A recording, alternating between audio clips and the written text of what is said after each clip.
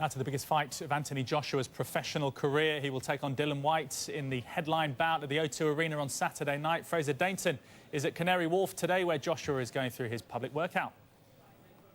Well, this is it. This is what everybody wants to see on Saturday night. The big men, the heavyweights, of course, Anthony Joshua and Dillian Whyte. I'm joined by Adam and Johnny again to take you through what's going on in the ring at the moment, because Anthony Joshua is in there with his trainer, Tony Stims. And first of all, I've got to say, he's not looking bad for a skinny bodybuilder, is he, as Dillian called him the other day? You know what impresses me from the upper land? I just said to Adam, the difference between Anthony Joshua and a lot of fighters that I've seen when they're doing their public works out is the footwork. They'll work on every minute little detail to get that twist in the back foot, to get the extra length and get the power in the right hand, position of the feet, position of the body. All these things, these little things, make so much of a difference to power, to success, to movement, to speed. And these are things that he works on, that he seems to be improving on in every fight. These are difficult things to try and show in this sort of scenario, this kind of environment, Adam. But one thing that we really notice when we're ringside from Anthony is the power that he's got in his punches. Well, 14 fights, 14 wins, 14 knockouts, 100% ratio, and he expects it to continue that way on Saturday night. I mean, obviously Dillian Whyte's unbeaten in 16, and he can punch really hard too. So someone who's going to go, and it's a battle of the big men. It's one that we're really looking forward to. Dillian Whyte got the better of him when they were raw novices in the amateur days. I don't think that makes a blind bit of difference now. I think Dillian Whyte feels that Anthony Joshua is affected by that, and that he got under his skin and continues to do so. I think it's a very different world now they're both in. But Dillian hasn't done anything wrong really in his professional career so far inside the ring. He's got everything right. Joshua just looks sparkling, doesn't he? And I think that may be the difference on Saturday night. The styles are very different as well. Today, if you see how Anthony Joshua's performing, he's straight. He'll let the shots go. He's what you would call textbook boxing with some athleticism, with a bit of a gymnast in it. Tomorrow, when we see Dillian Whyte, we'll see that raw.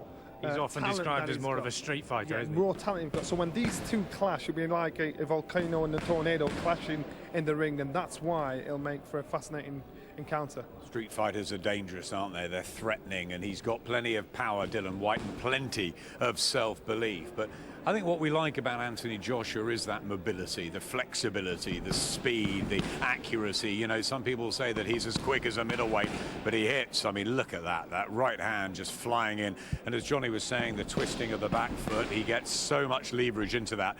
I was talking to my brother earlier, and he was saying that he'd look back at the fight with Gary Cornish, and he said that maybe, you know, he didn't have his guard up, he wasn't. It was the weight. You know what it was? In such a quick space of time, it was the way that Cornish was drawn in.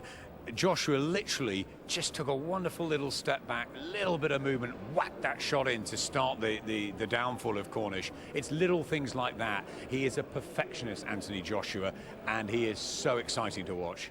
Yeah, without a doubt. You know, you look at him and you're in awe. You just stand there and think, this guy's got it made. He's got the size, he's got the speed, he's got nimbleness for any fighter at his age and this position to be in his life. You know, you can always see him going forward, but we cannot write off the man that's in front of him. That we'll see tomorrow, that the man that he's getting with on Saturday night, that's a toughie. We will, of course, see Dillian Whyte in action tomorrow, but for the moment, gents, thanks very much indeed. We're going to leave it there. Hopefully you managed to get some idea of the pace and the power that these guys in the heavyweight division managed to bring to the ring. It's going to be one heck of a fight on Saturday night. Indeed it is.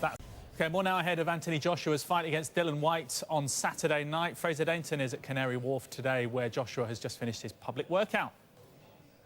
Well, this is the fight everybody wanted to see. The best part of 20,000 tickets at the O2 Arena sold in a matter of hours. That was even before we got to any sort of announcement for the undercard.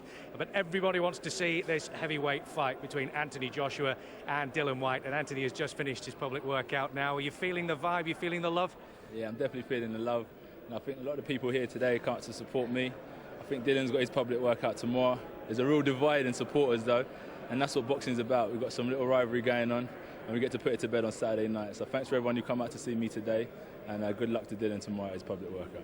There is some genuine needle here, isn't there? You two are not exactly on each other's Christmas card list, are you? 100%. And the only way you're going to get to see that needle is if you're there Saturday night.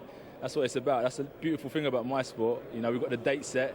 If you're not there, you can watch it at home, but make sure you tune in because we've got two fit heavyweights. Whether there was needle or not, me and him were going to clash because we're two hungry, competitive heavyweights ready to put it on the line. Both undefeated, and someone's always got to go. We were watching the gloves are off the other night between yourself and Dylan. There was a bit of spice in there.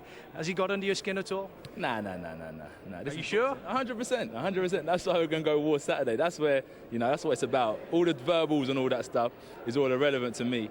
I do my bit in the ring, press conference, let them do the talking. I turn up Saturday night, and that's why I want to do what I do. But if you were to get the victory, it would make it all the sweeter, wouldn't it? Yeah, definitely. The British title on the line as well, which is class. I can't wait to get my hands on that. And I think it'll be a good push towards 2016. And I think we're at the stage now where it's like, shall we step up? I want to step up.